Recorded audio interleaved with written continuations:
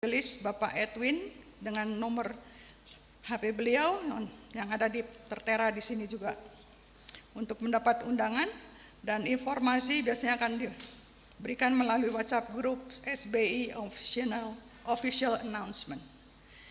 Mari kita lanjutkan kebaktian kita dengan doa syafaat kita yang akan dibawakan oleh Ibu Diana Adam.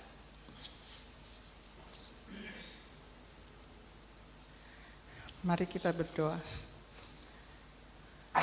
Bapa di dalam surga, kami mengucap syukur atas kasih dan pemeliharaan Tuhan sampai saat ini. Kami bersyukur atas kasih dan kebaikan Tuhan yang sudah menjadi juru selamat dan penebus dosa kami. Tuhan, ampuni segala dosa dan kelemahan kami yang tidak berkenan di hadapan Tuhan, agar kami layak dapat menyampaikan segala keluh kesah kami melalui doa-doa dan permohonan kami. Bapa di dalam surga, kami ingin mengingat akan negara-negara yang masih dalam peperangan, untuk Ukraina, untuk Rusia, untuk di Sudan, juga untuk beberapa negara yang ada perselisihan dengan pemerintahan mereka. Tuhan, mereka membutuhkan kedamaian yang adalah daripada Tuhan sendiri, yang menjadi sumber daripada segala sesuatu yang terjadi di dalam dunia ini. Tuhan, Engkau menciptakan dunia ini dan Engkau masih berkuasa untuk memberikan yang terbaik untuk kami semua yang masih ada, yang Tuhan masih sempatkan kami hidup di dalam dunia ini. Tuhan, kami ingat untuk mereka yang kesulitan karena dampak daripada segala sesuatu yang terjadi di dalam negara mereka yang berperang. Kiranya Tuhan akan memberikan kekuatan, Engkau berkati, dan biarlah mereka diberikan kesabaran dan menunggu akan apa yang terbaik yang akan Tuhan berikan. Kami berdoa untuk misionari dan anak-anak Tuhan yang ada di daerah, di tempat-tempat di mana peperangan terjadi. Biarlah mereka juga menjadi sinar terang dan mereka memberikan bantuan kepada mereka yang membutuhkan, sehingga mereka pun bisa merasakan kasih yang sudah kami rasakan. Bapa dalam surga, kami mengucap syukur untuk negara Australia di mana kami bisa tinggal. Mereka kami mempunyai kebebasan untuk datang kepada Tuhan. Biarlah Engkau berkati juga kepala negara dan untuk kepentingan yang terbaik. Biarlah Engkau hadir di tengah-tengah mereka, memberikan hikmat dan bijaksana agar mereka dapat memimpin negara ini dengan baik untuk kepentingan masyarakatnya. Kami ingat untuk negara kami Indonesia di mana kami dilahirkan. Tuhan, biarlah pada masa-masa untuk kampanye pemilu, untuk pemilihan presiden, biarlah Engkau hadir di tengah-tengah mereka. Engkau jauhkan daripada perselisihan di antara mereka. Dan kami tahu Engkau sudah menyediakan seorang pemimpin yang Tuhan perkenankan untuk memimpin selanjutnya. Dan kiranya semua ini hanya waktu Tuhan yang akan diberikan dan kehendak Tuhan yang terjadi. Bapa di dalam surga, kami bersyukur untuk SBI, untuk pelayanan-pelayanan yang sampai saat ini Tuhan berkati.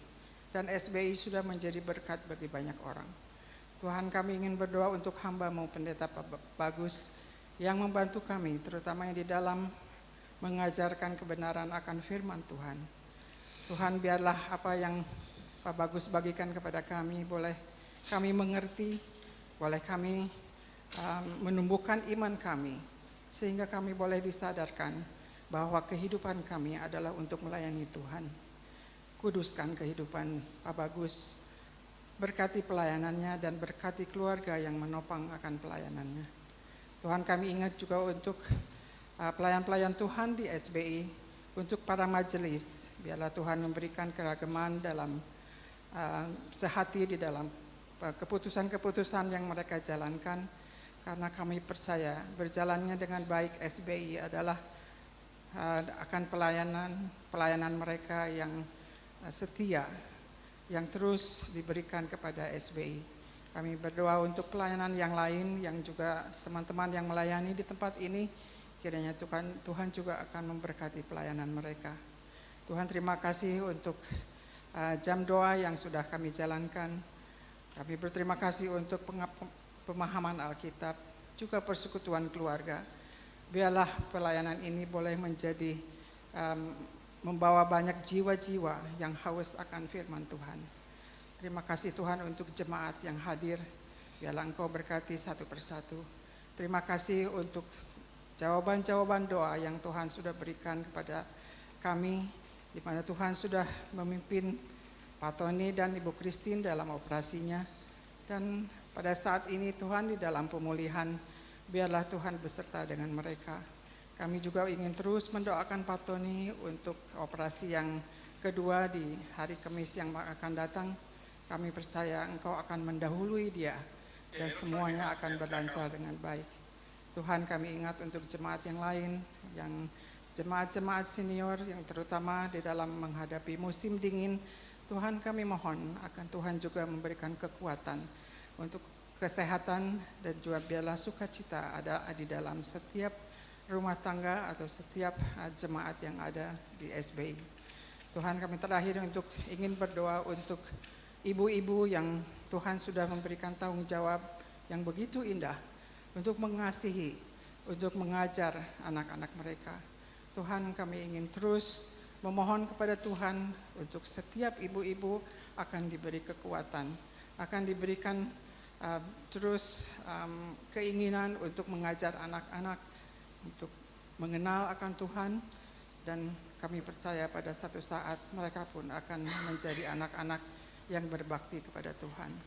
Tuhan, terima kasih kalau pada saat ini kami diberi kesempatan untuk menaikkan doa-doa kami ini. Engkau sempurnakan dan Engkau jawab sesuai dengan kehendak Tuhan dan waktu Tuhan. Hanya di dalam nama Yesus, Tuhan dan Juru Selamat, kami berdoa. Amin. Mari kita persiapkan diri kita untuk memberikan persembahan. Saya akan membacakan 2 ayat dari Mazmur 107, ayat 21 dan 22. Biarlah mereka bersyukur kepada Tuhan karena kasih setianya, karena perbuatan-perbuatannya yang ajaib terhadap anak-anak manusia. Biarlah mereka mempersembahkan korban syukur dan menceritakan pekerjaan-pekerjaannya dengan sorak-sorai. Setelah persembahan diedarkan, mari kita lagu Give Thanks, syukur.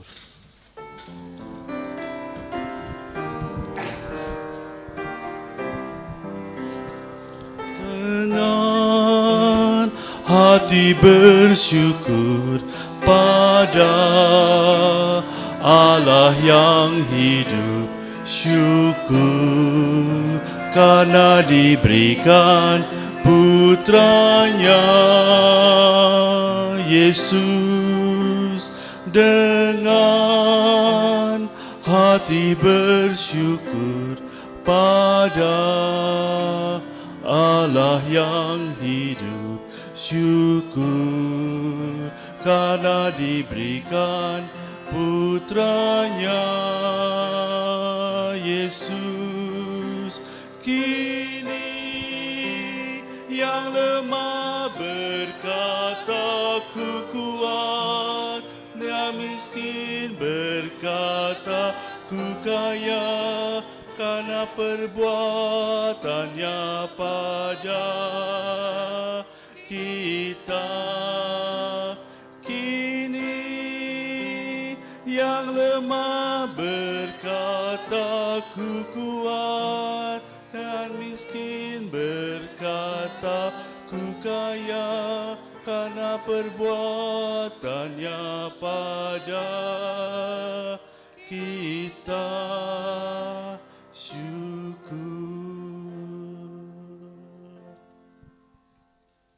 Syukur padamu ya Tuhan, Engkau telah memelihara kami, Engkau telah menjaga kami, Engkau mengasihi kami. Kami memberikan sebagian dari apa yang kami terima daripadamu ya Tuhan. Tuhan yang maha besar, yang telah melimpahkan berkat-Mu kepada kami. Terimalah uang yang kami serahkan padamu, ia hanya sedikit di hadapan-Mu, tidak terbanding dengan kasih-Mu ya Tuhan. Pakailah ya Tuhan untuk kemuliaan kerajaan. Terima kasih ya Bapa, dalam nama Tuhan Yesus Kristus, Tuhan dan Juru Selamat kami. Amin. Sebelum kita mendengarkan firman, mari kita siapkan hati kita. Demikian lagu I Exalt Thee, Kau Kusembah.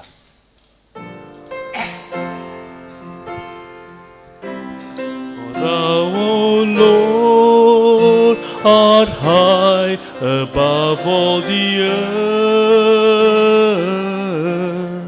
Thou art exalted far above all gods. For thou, O Lord, art high above all the earth. Thou art exalted far above all God. I exalt thee, I exalt thee, I exalt thee, O Lord. I exalt thee, I exalt thee, I exalt thee, oh Lord. One more time. Sebab Engkaulah Tuhan. Mari kita berdiri, let us stand. Maha tinggi, Kau dimuliakan atas segala Allah. Sebab Engkaulah Tuhan yang maha tinggi, Kau dimuliakan atas segala Allah. Kau ku sembah, Kau ku sembah, Kau ku sembah, oh Tuhan. Kau ku sembah, Kau ku sembah, Kau ku sembah,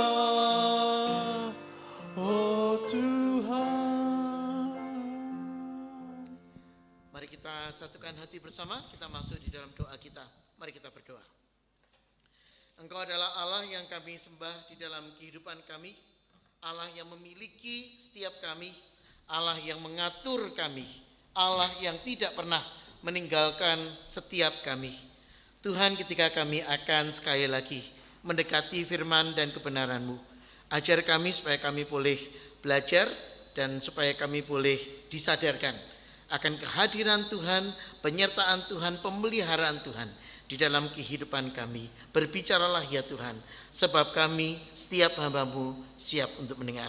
Demi nama Tuhan kami Yesus Kristus, Tuhan dan Juru Selamat kami yang hidup, Allah kami yang setia, kami berdoa dan mengucap syukur. Amin. Jemaat dipersilakan duduk. Saya undang untuk membuka Alkitab kita dari kitab Yesaya pasal yang ke-49. Yesaya pasal yang ke-49 kita akan melihat ayat 14 sampai dengan ayat yang ke-16. Yesaya 49 ayat 14 sampai dengan ayat yang ke-16. Sion berkata, Tuhan telah meninggalkan aku dan Tuhanku telah melupakan aku. Dapatkah seorang perempuan melupakan bayinya sehingga ia tidak menyayangi anaknya dari kandungannya? Sekalipun ia melupakannya, aku tidak akan melupakan engkau. Lihat, aku telah melukiskan engkau di telapak tanganku. Tembok-tembokmu tetap di ruang mataku.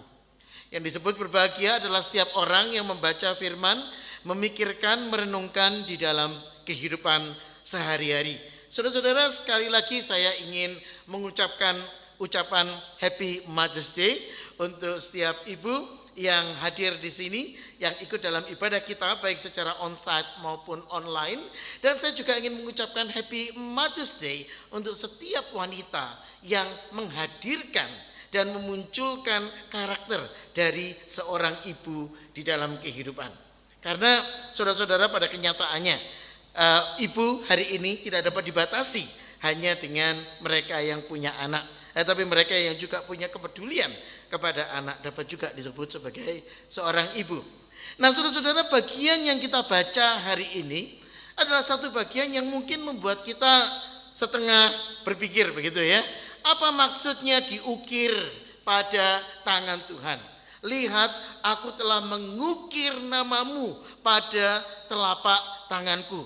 Saudara-saudara, setiap kita mungkin tahu gitu ya, bahwa ketika kita bicara tentang mengukir, bukankah itu sesuatu yang dilarang, sesuatu yang tidak diizinkan, sesuatu yang tidak diperbolehkan di Alkitab. Nah, saudara-saudara, Imamat 14 ayat yang Imamat 19 ayat yang ke-28 memberikan larangan yang tegas. Seharusnya ada ayat yang muncul, tapi mungkin slide-nya tertelan begitu ya saudara-saudara, jadi tidak bisa muncul di depan. Saya bacakan Imamat 19 ayat yang ke-28. Mengatakan, janganlah kamu menggoresi tubuhmu karena orang mati, dan janganlah merajah tanda-tanda pada kulitmu. Akulah Tuhan. Verse 28, do not cut your bodies for the dead, or put tattoo marks on yourself. I am the Lord. Nah, saudara-saudara, maka pertanyaan kita adalah, lalu kenapa Tuhan mengizinkan dan mengatakan di sini tentang engrave your name in the palm of my hand? Diukir, mengukir namamu pada tanganku.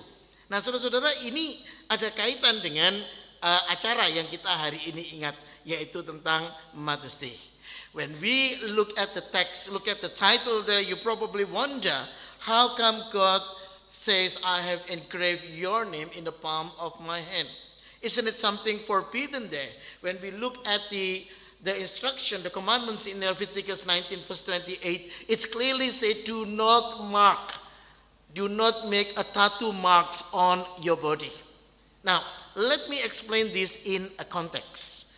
Imamat pasal yang ke-19 adalah ayat yang diberikan ketika orang Israel keluar dari Mesir, dan para imam Mesir, saudara-saudara, mereka mempunyai kebiasaan, mereka akan membuat tato dewa mereka ke tubuh para budak mereka. Maka saudara-saudara, inilah yang dilarang, inilah yang tidak diperbolehkan. Tetapi dalam tradisi Timur Tengah ada sebuah kebiasaan yang nanti akan kita bahas, yang berbicara tentang memberikan tato, menggambar tato. Sebuah tradisi yang nanti akan saya ungkapkan di belakang. When we look at Leviticus chapter 19, yes indeed, it's a clear instruction from God not to cut a tattoo marks on your body. The context was that was given to the Israelites as they coming out of Egypt. And they have the tradition, brought the tradition from Egypt, whereby the priests would cut their idols on the body of their slaves. And this is something that the Lord God forbidden. And the context of Isaiah 49 here, it's a different kind of engravement, that something that we'll be looking at later on as we looking at Isaiah 49 further. Yesaya pasal yang ke-49 adalah ayat yang diberikan menggambarkan tentang karya Kristus, misi seorang Mesias, yaitu misi untuk membawa Israel kembali kepada Tuhan dan memberitakan keselamatan kepada semua bangsa. Isaiah 49 in a context is given to explain the ministry of Christ, the ministry given to the people of God, so that they can return to God, they can return to their origin, and then it can also be a blessing to the world when the Lord bring the salvation to the whole world. Coba lihat Yesaya 49 ayat yang pertama dan kedua untuk konteksnya.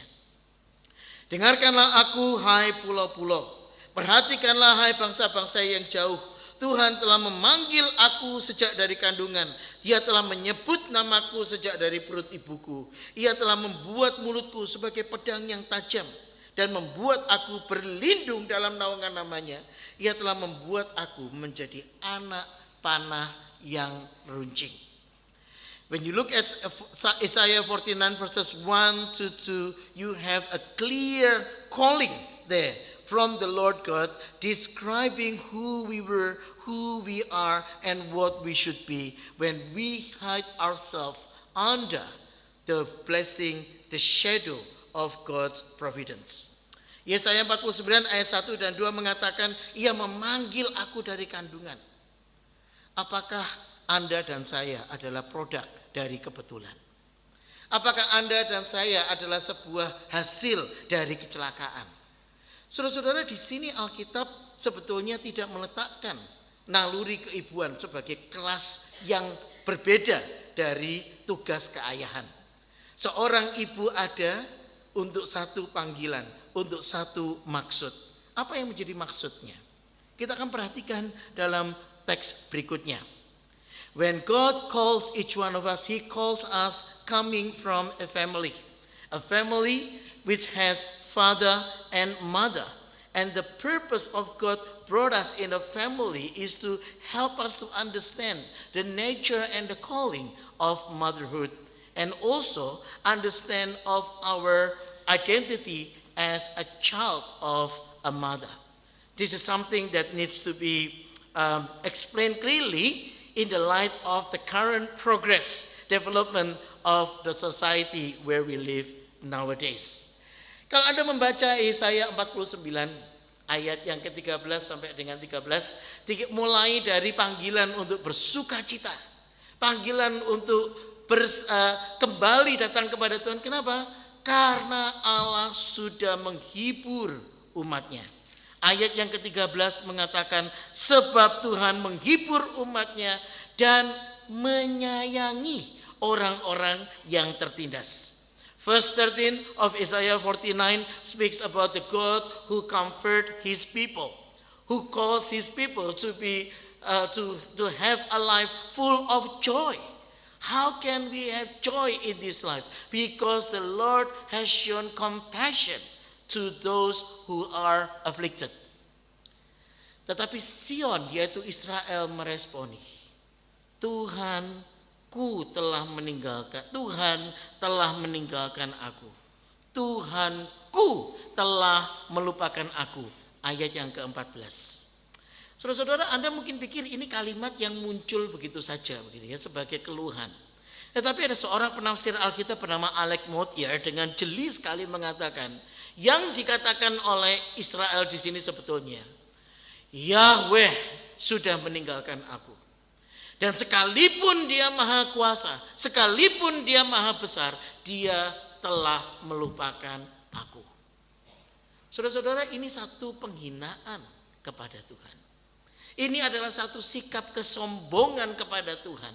Karena dia menuduh Tuhan meninggalkan dia sendirian. Dan sekalipun Tuhan maha kuasa, tapi Tuhan peduli kepada orang lain, tapi tidak kepada saya. Inilah maksud dari kalimat ini. Tuhan meninggalkan aku. Tuhanku telah melupakan aku. Saudara, ini adalah sebuah kalimat yang luar biasa keji untuk diucapkan kepada Tuhan. When we look back to verse 14, Zion said, the Lord has forsaken me. My Lord has forgotten me. This is not just a mere complaint. This is not just a mere saying, because behind this word is an expression that Yahweh, the most powerful God, He is the one who doesn't care about me. He never showed His care to me. And this is an insult towards God. This is something that God never done. This is something that the people actually claim to be done by God. Dan karena itu saudara-saudara, di bagian berikutnya Anda bisa membaca Yesaya mengatakan, tidak mungkin, tidak akan pernah. Mungkinkah seorang ibu melupakan anaknya? Apakah dia akan menanggalkan anak yang disusuinya? Kalaupun itu terjadi, aku tidak melupakan engkau. Saudara, ini sebuah kalimat yang dalam sekali. Bagaimana Allah itu adalah figur yang selama ini digambarkan dia adalah sosok pria, tetapi kali ini dia menunjukkan keibuan, menunjukkan karakter naluri, kepedulian seorang ibu. Relasi yang digambarkan adalah, dapatkah seorang ibu melupakan anak yang disusuinya? Dapatkah seorang ibu meninggalkan anak yang adalah buah dari rahimnya? Terjemahan aslinya, aku tidak pernah melupakan engkau. Lihat, aku telah menulis namamu pada telapak tanganku, mengukir namamu pada telapak tanganku. The Lord clearly state, never God forget his people. Never ever God forgot his people. Just like can a mother forget her nursing child? Can she feel no love for the child she was born? Even that was the case. I will not forget you. This is where God, being God, he showed the mother care. He showed to us the passion that a mother would have. And this is something that he said very strongly. See, I have written your name in the palms of my hand. Always in my mind is a picture of Jerusalem's wall in ruin. The word that being used there, employed there as written your name, is actually used the word sakak, means carve or cut into with a hammer or a chisel. Kata yang dipakai untuk mengukir namamu pada telapak tanganku, itu sebetulnya ada sebuah kata yang sangat keras. Karena menggunakan istilah sesuatu yang dilakukan dengan menggunakan palu dan menggunakan alat tatah. Saudara-saudara, ini kalau kita membaca ini dari sisi Kristus, oh ya ini bicara soal penyalipan, begitu ya. Tapi saudara, sebetulnya ini bicara lebih manusiawi. Yang dikatakan dalam ayat ini adalah sebuah tradisi di Timur Tengah yang dinamakan henna. Ketika seorang wanita akan ditato untuk menunjukkan fase-fase dalam hidupnya. Ketika dia sampai di puber, kalau yang cowok disunat, yang perempuan akan ditato untuk menunjukkan dia sudah puber, dia sudah siap menikah. Kalau dia kemudian masuk fase berikutnya, dia menikah, maka dia akan juga ditato, diberikan tato, yaitu dia sudah menikah, no longer available, gitu ya. Kalau dia punya anak, nah saudara-saudara, ini pun juga akan ditatokan, supaya ketika anak itu berjalan bersama dengan dia, supaya ketika dia membawa anaknya bermain, dia menggandeng tangan anaknya akan melihat di tangan mamanya itu ada nama dia. Ada tangan yang menopang dia, memegang dia, peduli kepada dia. Inilah yang dikatakan Tuhan. Aku mengukir namamu pada tanganku. Setiap kali aku berdoa, setiap kali aku menaikkan doa, namamu itu aku sebutkan. When the Bible speaks about the engravement on the palm of the hand, the Bible speaks about the tradition which is now known as henna. This tradition can be found in Middle East to India. And this is the tradition come from the idea of marking. It's a milestone for a woman. When they reach puberty, they will cast a tattoo as a mark on the hand. When they got married, they also draw another tattoo on their hand. When they have children, they will have a mark on the hand to signify the importance of their living, something important in their life, so that when a child walk with them, the child can see clearly the hands of my mom actually has my name in it. She cares for me. Dan saudara-saudara, ini penting untuk kita pahami. Namamu terukir pada tanganku. Yeremia 29 mengatakan pada kita, aku tahu rencana-rencana yang ada padamu, yaitu rancangan damai sejahtera, bukan rancangan kejahatan, untuk memberikan kepadamu masa depan yang penuh pengharapan. Saudara, pernahkah Anda merasa hidup ini seperti ngejar ekor? Anda kebayang ngejar ekor kayak kucing gitu ya, ngejar ekornya gitu ya. Saudara, kucing itu makhluk yang ajaib gitu kan ya. Mereka senang sekali sama cahaya. Nah, kalau Anda punya pulpen yang ada lasernya, ya, nah saudara, Anda tunjukkan aja ke kucing, nanti dia akan muter-muter ngejar cahaya itu gitu ya. Anda bisa puter-puter gitu. Kalau Anda taruh cahaya itu pada ekornya dia akan muter-muter ngejar ekornya itu. Kemana ini akan pergi? Saudara tidak tahu, tidak jelas, sampai dia capek dan kemudian pingsan, begitu kan? Nah, saudara-saudara, apa yang menjadi tujuan hidup kita? Kenapa kita ada di sini?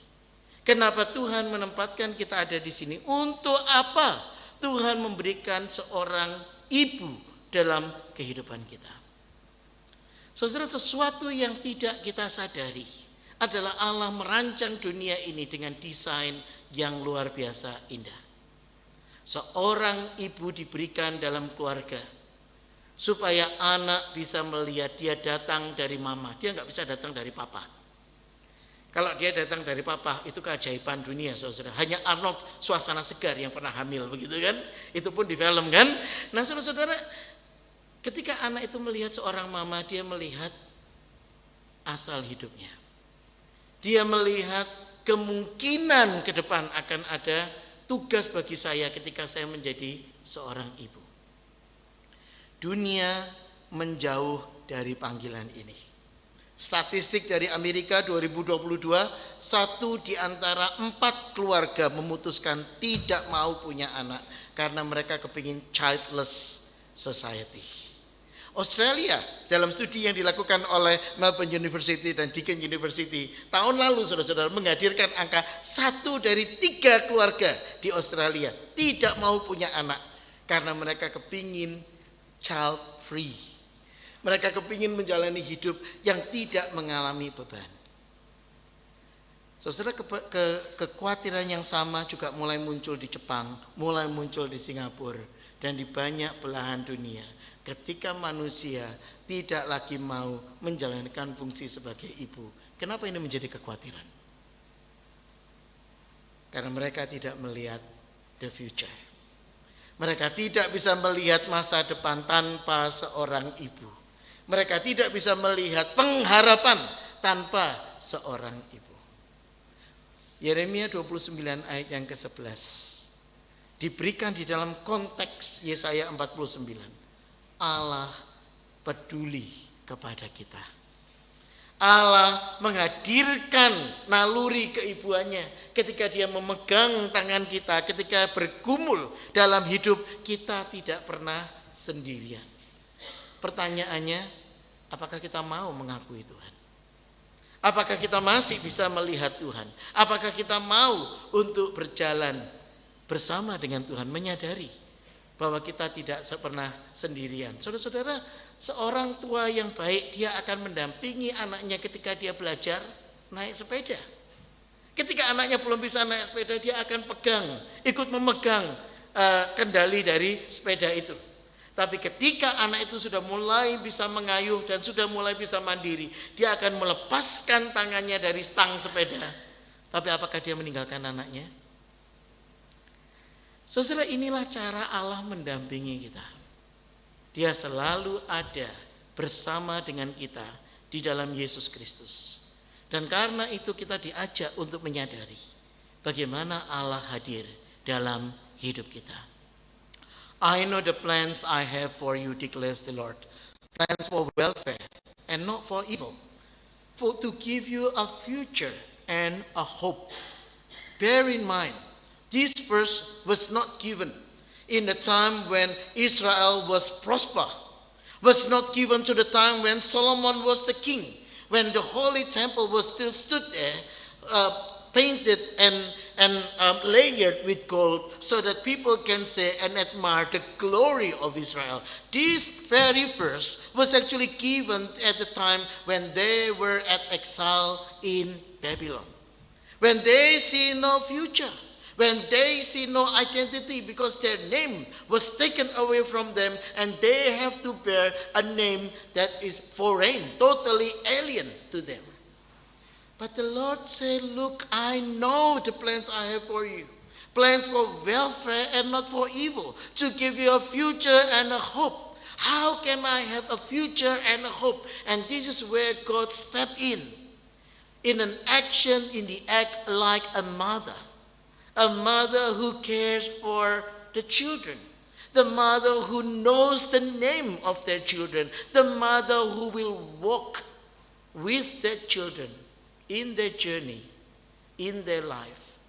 Joy or tears, they'll always be there. I know the plans I have for you, plans for welfare and not for evil, to give you future and a hope. How can we see future and a hope? This is where a mother comes into a family. You see, a child can only be born from a mother. They cannot be born from a father. And this is where God shows to us that in a family we see the way God designed the family, the way God designed a future and a hope for the family. Coming to the years, people start to have the intention of not having child. They do not want to be burdened by children or with children. They see children not as a blessing, but as an excess baggage. That's the problem. Because then you start to see, what about the future? Where the future will be if you never put any intention of looking after of your own kind. We need to return to God. He gave us the plan for each one of us. Plan for welfare and not for evil, so that we can have a future and a hope. I have engraved your name in the palm of my hand.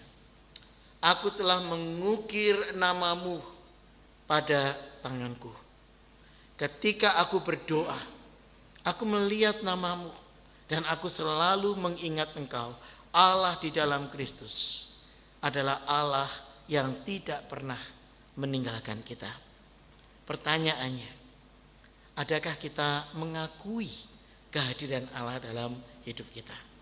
Apakah kita menyadari keberadaan Allah yang mengatur hidup kita dari A ke B, B ke C, C ke D, semuanya tertata, tersusun di dalam anugerah Allah? Adakah kita memiliki iman untuk mau berharap, bersandar kepada Tuhan? Di mana Allahmu? Mari kita berdoa. Kami bersyukur Engkau adalah Allah yang tidak pernah meninggalkan kami. Allah yang memberikan kepada kami anugerah, Allah yang memberikan kepada kami kekuatan, Allah yang memberikan kepada kami tuntunan untuk kami belajar berharap dan bersandar kepada Tuhan. Ya Bapa, di sini setiap kami, tolong kami untuk menyadari kami adalah anak-anak-Mu, dan kepada kami diberikan panggilan untuk kami menghadirkan Tuhan dalam keseharian kami. Pakai kami, ajar kami untuk kami taat kepada Tuhan. Demi nama Tuhan kami Yesus Kristus, Tuhan dan Juru Selamat kami yang hidup, Allah kami yang setia, kami berdoa, mengucap syukur, dan berharap hanya padamu. Amin. Marilah kita aminkan firman Tuhan pada sore ini, dan juga kita berkati para ibu kita menyanyikan lagu The Blessing, berkatnya. Mari kita berdiri, let's stand. Lord bless you and keep you, make His face shine upon you, be gracious to you. The Lord turn His face towards you and give you peace. Amen. Amen. Amen. Amen. Amen. Amen. The Lord bless you and keep his face shine upon you, be gracious to you. The Lord turn his face towards you and give you peace. Amen. Amen. Amen. Amen. Amen. Amen. May his favor be upon you and 1,000 generations, and your family, and your children, and their children, and their children. May his presence go before you, and behind you, and beside you, all around you, and within you. He is with you. He is with you in the morning, in the evening, in your coming and your going, in your weeping and rejoicing. He is for you. He is for you. He is for you. He is for you. He is for you. He is for you. He is for you. He is for you. He is for you. Amen. Amen. Amen. Amen. Amen. Amen. Marilah kita mengarahkan hati dan hidup kita kepada Tuhan, dan kita menyadari Allah hadir di dalam kehidupan kita dan memberikan kita penyertaan berkat supaya kita boleh belajar untuk mengenali kehadiran Tuhan, untuk mengakui keberadaan Tuhan, dan untuk mendapatkan penyertaan Tuhan di dalam kehidupan kita melalui Kristus yang kita sembah. Semoga Allah damai sejahtera menguduskan kamu seluruhnya, dan semoga roh, jiwa, dan tubuhmu terpelihara sempurna dengan tak bercacat pada kedatangan Yesus Kristus Tuhan kita. Ia yang memanggil kamu adalah setia. Ia juga akan menggenapinya. Amin. Amin. Amin.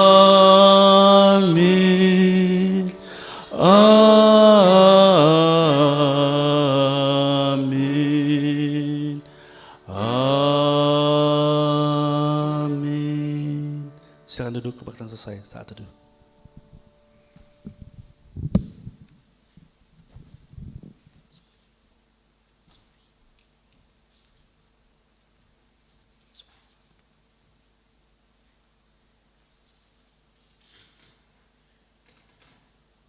Selamat Hari Ibu, Happy Mother's Day, dan khusus untuk para ibu, bukan para bapak ya, khusus untuk para ibu ada special gift yang disediakan di belakang, dan kita juga akan menikmati ramah tamah di belakang. Selamat menikmati minggu, Tuhan memberkati setiap Anda. Sampai bertemu minggu depan, Tuhan memberkati.